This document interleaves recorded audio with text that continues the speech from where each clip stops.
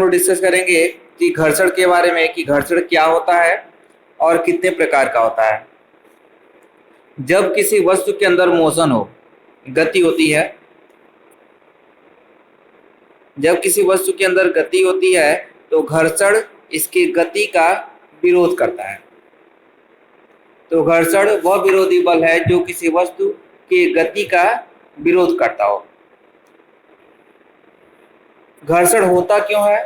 घर्षण होता है सरफेस के इर्रेगुलरिटीज के कारण। आप किसी वस्तु को बहुत ही नजदीक से देखते हैं तो आप देखते होंगे कि यदि ये सतह ऐसी लाइन खींची हुई है, बहुत दूर से देखते हैं तो आपको हमें ऐसे दिखाई देगा, लेकिन जब इसको हम लोग जूम करके देखते हैं तो ये सरफेस हमारा थोड़ा सा जिग जैग में रहता है ऐसे, यानी इसके अंदर कैविटी बनी होती है।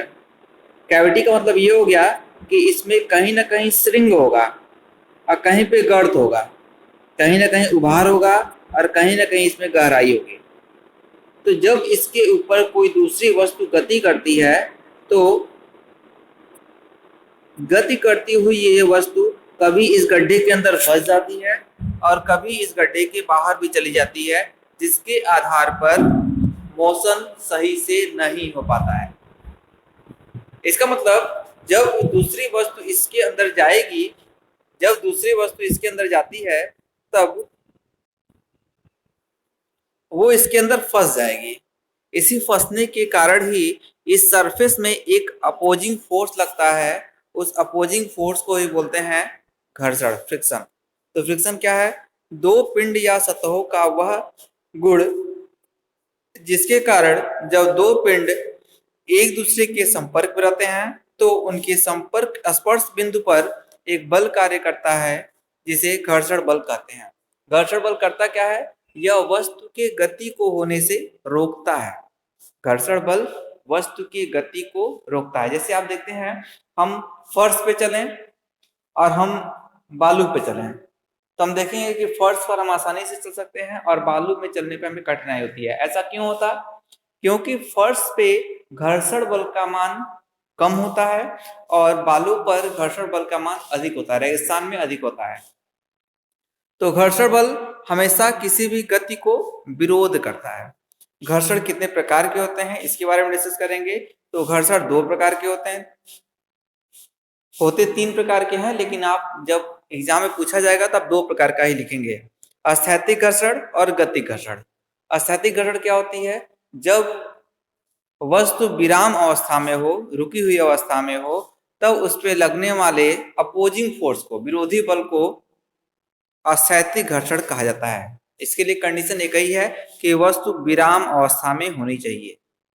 दूसरा है गतिक घर्षण। गति घर्षण में क्या होगा? जब वही वस्तु गति करेगी तो गति करते समय उसकी गति का विरोध करने वाले बल को गतिक घर्षण कहा जाता है। यानी घर्षण दो प्रकार के हो गए, स्थैतिक और गतिक। स्थैतिक का डिफरेंस देखिए, पिंड की विराम अवस्था या गति अवस्था को प्रवृत्ति अवस्था में पिंड पर लगा घर्षण बल स्थैतिक घर्षण कहलाता है। यानी वस्तु की विराम अवस्था में लगी हुई घर्षण बल को स्थैतिक घर्षण कहते हैं। और गति घर्षण क्या होगा? गति अवस्था में पिंड पर अनुभव किया गया घर्षण गतिक घर्षण कहलाता है।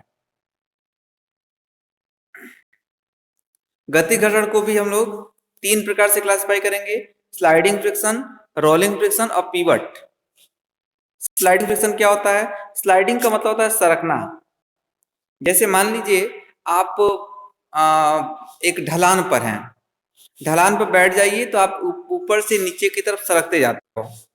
तो जब कोई वस्तु सरकती हो तो उसे स्लाइडिंग फ्रिक्शन कहते हैं। यहाँ पर एक हम ऐसे रेक्टेंगुलर बॉक्स रख दें, एक सीढ़ी है, सीढ़ी के ऊपर हमने क्या किया? रेक्टेंगुलर बॉक्स रख दिया। ये वस्तु क्या होगी? नीचे की तरफ सरकेगी। तो जहां पर भी स्लाइडिंग फ्रिक्शन सरकेगी वहां पे सर्पी घर्षण, स्लाइडिंग फ्रिक्शन होता है। और इसी पे हम क्या करें? एक ऐसे गोल सा पहिया रख दें तो ये पहिया क्या करेगा? लुढ़क करके जाएगा, तो इसे हम लोग लुढ़कन फ्रिक्शन, रोलिंग फ्रिक्शन कहते हैं। पीवट फ्रिक्शन में क्या होता है? पीवट में हम ऑब्जेक्ट को किसी एक जगह पर फिक्स कर लेते हैं। पीवट फ्रिक्शन में वस्तु को एक जगह पर फिक्स कर लेते हैं। जैसे मान लीजिए हमने क्या किया, इसको ऐसे यहाँ पर फिक्स कर लिया और जब इसके अंदर मोशन उत्पन्न होगा तो यहाँ पे आप देख सकते हैं कि दोनों के बीच में क्या होगी, गति होगी। तो जब इसको पीवट कर लिया जाएगा तो यहाँ पर जो घर्षण बल उत्पन्न होता है उसे पीवट फ्रिक्शन कहते हैं। जब किसी वस्तु को एक सतह पर फिक्स कर लिया जाए और उसमें गति हो रही हो तो उस समय उत्पन्न होने वाले घर्षण को पीवट फ्रिक्शन कहा जाता है। तो पीवट फ्रिक्शन क्या है? किसी पिंड के घुमाव के कारण अनुभव किया गया घर्षण बल पीवट फ्रिक्शन कहलाता है। जैसे एक शाफ्ट के को आपने बियरिंग के बीच में रख दिया। अब देखिए यहाँ पे दो बियरिंग है और इसके बीच हमने एक शाफ्ट को ऐसे डाल दिया है। आप सोच सकते हैं यहाँ पे ऐसे गति होगी, तो जब यहाँ पे गति होगी तो शाफ्ट और बियरिंग के बीच में पीवट फ्रिक्शन जनरेट होगा। क्यों? क्योंकि वहां पे हमने उसको फिक्स कर दिया है। घर्षण का प्रैक्टिकल लाइफ में महत्व बहुत ही इंपॉर्टेंट टॉपिक है कि घर्षण क्या है, इसका क्या यूज है, क्या एडवांटेज है, क्या डिसएडवांटेज है। तो घर्षण का इंजीनियरिंग में बहुत यूज है। घर्षण के कारण ही हम मोशन कर पाते हैं, गति कर पाते हैं। तो देखिए इसका क्या क्या इंपॉर्टेंस है। पहला, घर्षण का इंजीनियरिंग तथा दैनिक जीवन में बहुत अधिक महत्व है। रेलगाड़ी, मोटर इत्यादि में फिसलन रहित चाल घर्षण के कारण ही संभव हो पाता है। आप जानते हैं कि यदि हम बर्फ पे चलें और जमीन पे चलें तो बर्फ पे हम सरक जाते हैं और जमीन पे हम सरकते नहीं हैं। ऐसा क्यों होता? घर्षण के कारण ही। क्योंकि बर्फ पर घर्षण बल का मान कम होता है और जमीन पर घर्षण बल का मान अधिक होता है। तो घर्षण के कारण ही रेलगाड़ियां, मोटर में फिसलना नहीं होता है बल्कि वो चल लेती है। अगला है पट्टा चालन, बियरिंग, क्लच, ब्रेक के सफल उद्योग तथा चालन घर्षण के कारण ही संभव होता है। जहां पर भी मोशन होगा वहां पे घर्षण बल उत्पन्न होता है। घर्षण के लाभ और हानियां क्या है? पहला, इसके लाभ, जमीन तथा पैर के तले के बीच घर्षण के कारण ही चलना संभव हो पाता है। यदि घर्षण बल नहीं होता तो हम चल नहीं पाते हैं। दूसरा, मेज, कुर्सी, सीढ़ी पर भूमि पर बिना फिसले टिके रहना घर्षण के कारण ही संभव है। अगला, रेल, मोटर, ट्रक आदि भारी वाहनों का चालन घर्षण के कारण ही संभव हो पाता है। जहां पर भी गति होगी वहां घर्षण बल उत्पन्न होता है। अगला, पट्टा चालन, बियरिंग, क्लच, ब्रेक के सफल प्रयोग तथा चालन घर्षण के कारण ही संभव होता है। अगला, सतहों पर पिंडों का लुढ़कन घर्षण के कारण ही संभव है। ये सब इसके लाभ थे। इसकी हानियां क्या होती है? आप जानते हैं घर्षण के कारण ही पावर का लॉस होता है। लुब्रिकेशन हमें करना पड़ता है। लुब्रिकेशन करने से क्या होती है? कॉस्ट उसकी बढ़ जाती है मशीन की। पहला डिसएडवांटेज क्या है? देखिए, घर्षण के कारण मशीन अंगों का घिसाव तथा घिसाव के कारण ही उष्मा से शक्ति की हानि होती है। घर्षण के कारण ही उष्मा जनरेट होती है और वो उष्मा जब जनरेट होगी, हीट जनरेट होगा तो पावर का लॉस होगा, शक्ति का नुकसान होता है। अगला, घर्षण जनित घिसाव के कारण ही पुर्जों के आकार में परिवर्तन तथा विकृति होना। घर्षण के कारण ही आप जानते हैं सरफेस टूट जाते हैं। यदि आप किसी मशीन के किसी पार्ट को बार बार यूज कीजिए तो वो कुछ समय बाद टूट जाता है। घर्षण भी उसका बहुत बड़ा रिस्पॉन्सिबल है, क्योंकि घर्षण के कारण ही उस वस्तु में वियर और टियर होती है। वस्तु कटता भी है और घिसता भी है। अगला, प्रथम चालकों द्वारा विद्युत उपकरणों को दी जाने वाली यांत्रिक ऊर्जा का काफी भाग घर्षण में ही नष्ट हो जाता है। आप जानते हैं कि घर्षण के कारण ही जब आप उसको एनर्जी देते हैं तो बहुत सारी एनर्जी घर्षण में, फ्रिक्शन में ही लॉस हो जाती है। चौथा, वस्तुओं का लुढ़कना तथा स्थान परिवर्तन के लिए अधिक शक्ति लगता है। आप जानते हैं जब किसी वस्तु को धक्का देना हो और एक बर्फ पे किसी वस्तु को सरका के ले जाना हो और बालू पे सरका के ले जाना हो, तो आप जानते हैं बर्फ पे ले जाना आसान होगा क्योंकि वस्तु सरकना शुरू करती है, क्योंकि यहाँ पर घर्षण बल का मान कम होता है। लेकिन बालू पे घर्षण बल का मान अधिक होगा तो वहां पे हमें ज्यादा शक्ति लगाने की आवश्यकता होती है। अगला टॉपिक है सीमांत घर्षण। इसको बोलते हैं चरम घर्षण, लिमिटिंग फ्रिक्शन। जैसे ये ग्राफ खींच रहे हैं हम लोग, ये आपके द्वारा लगाया गया बल है और ये उस बल का विरोध करने वाला घर्षण बल है। दोनों के बीच में ग्राफ खींचते हैं, तो जैसे जैसे बल बढ़ाते जाते हैं वैसे वैसे घर्षण बल का मान बढ़ता जाता है। लेकिन एक समय ऐसा आता है कि जिसके बाद वस्तु गति कर देती है, वहां हल्का सा डाउन होगा, उसकी वजह से कांस्टेंट लाइन आ जाती है। ये घर्षण बल और लगाए गए बल के बीच में एक ग्राफ है। इसको हम लोग नाम भी देते हैं कि या इसको बोलते हैं स्थैतिक घर्षण, स्टैटिक फ्रिक्शन। इसके आगे होता है डायनामिक फ्रिक्शन, गतिज घर्षण। घर्षण दो प्रकार का, स्थैतिक और गतिक। जहां पर यह परिवर्तन होता है, स्थैतिक से गतिक में परिवर्तन होता है, उसको बोलते हैं सीमांत घर्षण, लिमिटिंग फ्रिक्शन। तो सीमांत घर्षण क्या है? घर्षण की वह अधिकतम सीमा जहां से कोई वस्तु स्थैतिक से गतिक में कन्वर्ट होती है, उसे सीमांत घर्षण कहा जाता है।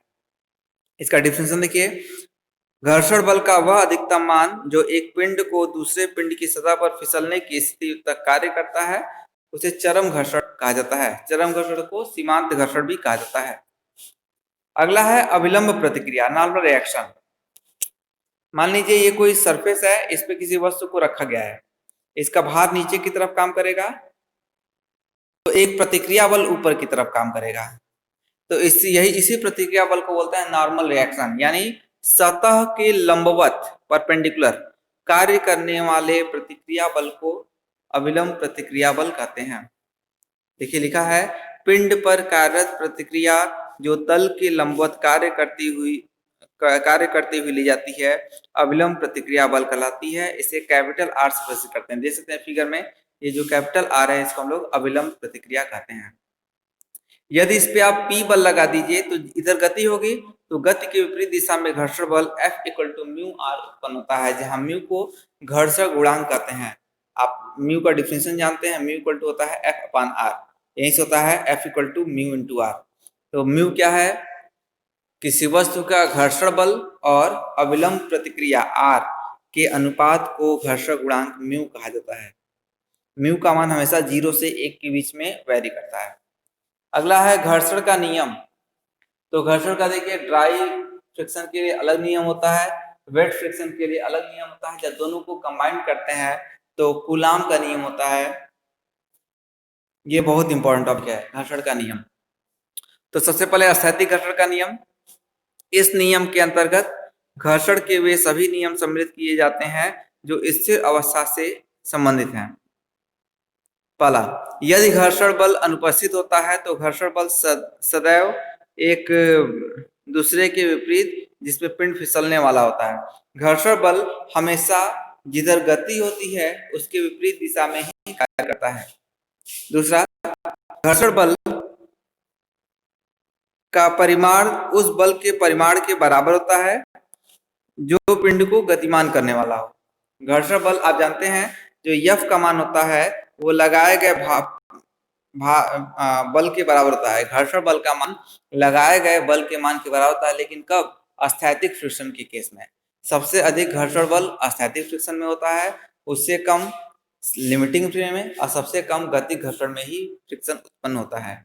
जब कोई वस्तु चलती है तो सबसे कम उसमें फ्रिक्शन उत्पन्न होता है। अगला नियम, ये 3 नियम आपको लिखने पड़ेंगे जब आपसे स्थैतिक घर्षण का नियम पूछा जाए, स्थैतिक घर्षण का नियम। तीसरा नियम है चरम घर्षण बल का परिमाण दो सतहों के बीच अविलंब प्रतिक्रिया। चरम घर्षण F और अविलंब प्रतिक्रिया R, इसका जो अनुपात होता है वो नियत होता है। उस नियत को बोलते हैं हम लोग म्यू। म्यू मतलब घर्षण गुणांक। तो म्यू इक्वल टू हो जाएगा F by R, F equal to mu R उत्पन्न होता है। गतिक घर्षण के नियम, तो गतिक घर्षण के भी 3 नियम होंगे। पहला, घर्षण बल सदैव पिंड की गति की विपरीत दिशा में कार्य करता है। घर्षण बल जिधर वस्तु गति करती है उसकी विपरीत दिशा में कार्य करता है। गतिकी घर्षण का परिमाण दो सतहों के बीच अविलंब प्रतिक्रिया के स्थिर अनुपात में होता है, यानी F और R का अनुपात जो होता है वो नियत होता है। अगला, मध्यम चालकों के लिए घर्षण बल का मान स्थिर होता है।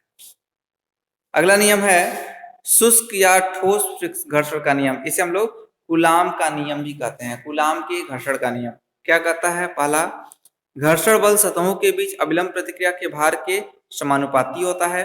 घर्षण बल सतहों के बीच अविलंब भार के समानुपाती होता है, यानी F प्रोपोर्शनल होता है R के। यह प्रोपोर्शनल होता है R के, यहीं से कांस्टेंट आते हैं, तो F इक्वल टू क्या होता है, म्यू इंटू R। जहां म्यू क्या है, घर्षण गुणांक है, F घर्षण बल है, R अविलंब प्रतिक्रिया है। अगला है, घर्षण बल का एक दिए हुए अविलंब भार के संपर्क सतह के क्षेत्रफल पर निर्भर नहीं करता। घर्षण बल का मान क्षेत्रफल पर निर्भर नहीं करता, यानी वस्तु छोटा हो या बड़ा हो, घर्षण बल का मान उतना ही उत्पन्न होता है। अगला है, घर्षण बल संपर्क सतहों के पदार्थ पर निर्भर करता है। म्यू की वैल्यू पर निर्भर करता है। जैसे यदि मटेरियल अलग अलग हो तो वहां पे कम या ज्यादा बल लगाना पड़ेगा। जैसे एक ग्लास है, ग्लास को धक्का दे के ले जाना है, और एक लकड़ी है, लकड़ी को धक्का दे के ले जाना है, तो ग्लास को ले जाने में हमें कम बल लगाना पड़ता है। वस्तु उतनी ही बड़ी है लेकिन हमें कम बल लगाना पड़ेगा। क्यों? क्योंकि जो घर्षण बल का मान होता है वो संपर्क सतह के पदार्थ पर निर्भर करता है। जो पदार्थ जितना स्मूथ होगा उतना ही कम बल लगाने की आवश्यकता होती है। अगला है, घर्षण बल के नियम का निष्कर्ष। जब दो पिंड एक दूसरे के संपर्क सतह पर हो तो घर्षण बल का मान पिंड की गति के विपरीत दिशा में कार्य करता है। संतुलन में घर्षण बल का परिमाण उतना ही होता है जितना कि उसको रोका जा सके। अगला है घर्षण गुणांक। घर्षण गुणांक को हम लोग म्यू से डिफाइन करते हैं। Mu equal to F upon R। F को बोलते हैं घर्षण बल फ्रिक्शन, और R को बोलते हैं अविलंब प्रतिक्रिया। इसका मतलब डिफाइन करेंगे म्यू को, घर्षण बल F और अविलंब प्रतिक्रिया R के अनुपात को म्यू कहते हैं।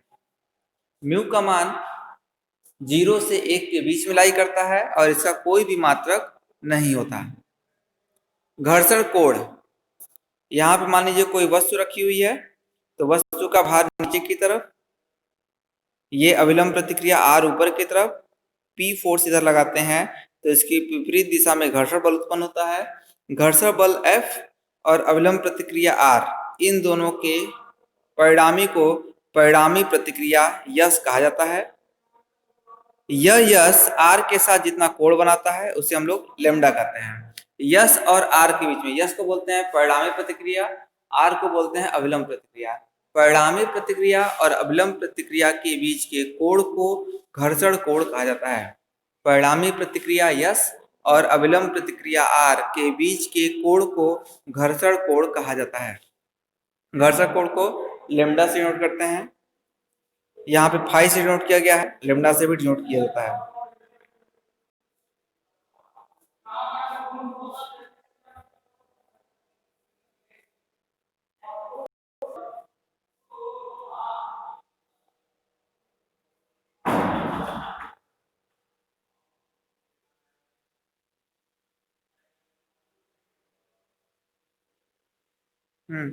यहाँ पे इस त्रिभुज को ले लें हम लोग, तो यहाँ पे लगा सकते हैं tan फाई या लेमडा कहिए।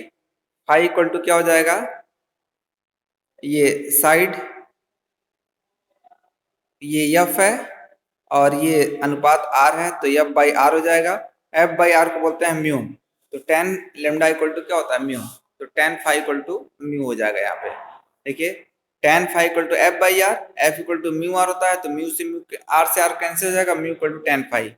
ये दोनों के बीच में संबंध होता है, किसके बीच में, म्यू और फाई, यानी घर्षण गुणांक और फाई मतलब घर्षण कोण, एंगल ऑफ फ्रिक्शन और कोएफिशिएंट ऑफ फ्रिक्शन के बीच में यह रिलेशन होता है। अगला है विश्रांति कोण, इसे बोलते हैं एंगल ऑफ रिपोज। यह क्या होता है, यहाँ पे मान लीजिए कोई ऐसे वस्तु रखी हुई है, यहाँ पे कोई वस्तु रखी हुई है, ये आपका रफ सरफेस है, हम देख रहे हैं कि ये सरक नहीं रही है, हमने क्या किया, एंगल को बढ़ाया, एंगल को बढ़ाया और बढ़ाया।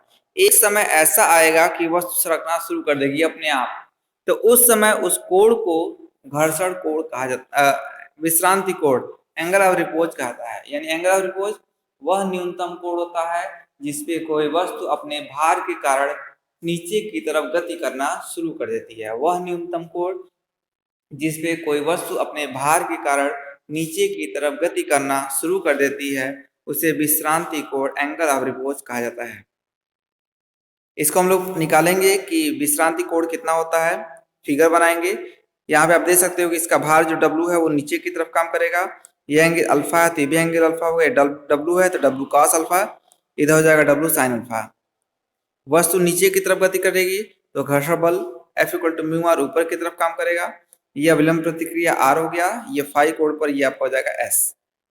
अब इसको हम लोग सॉल्व करेंगे। कैसे सॉल्व करते हैं? सबसे पहले summation of x equal to 0 करेंगे तो हो जाएगा F equal to W sin alpha. Summation of y equal to 0 करेंगे तो R इक्वल टू हो जाएगा W cos अल्फा। दोनों को डिवाइड कर देंगे तो क्या हो जाएगा, W से W cancel, sine by cos equal to tan, F by R equal to mu, तो हो जाएगा mu equal to tan alpha. तो इसका मतलब हम कह सकते हैं कि टेन अल्फा की वैल्यू म्यू के बराबर होती है और म्यू की वैल्यू टेन फाई के बराबर होती है। यानी अल्फा की जो वैल्यू होती है वो फाई कहिए या लेमडा कहिए, घर्षण कोण के बराबर होता है। एंगल ऑफ रिपोज विश्रांति कोण घर्षण कोण के बराबर होता है, अल्फा इक्वल टू फाई।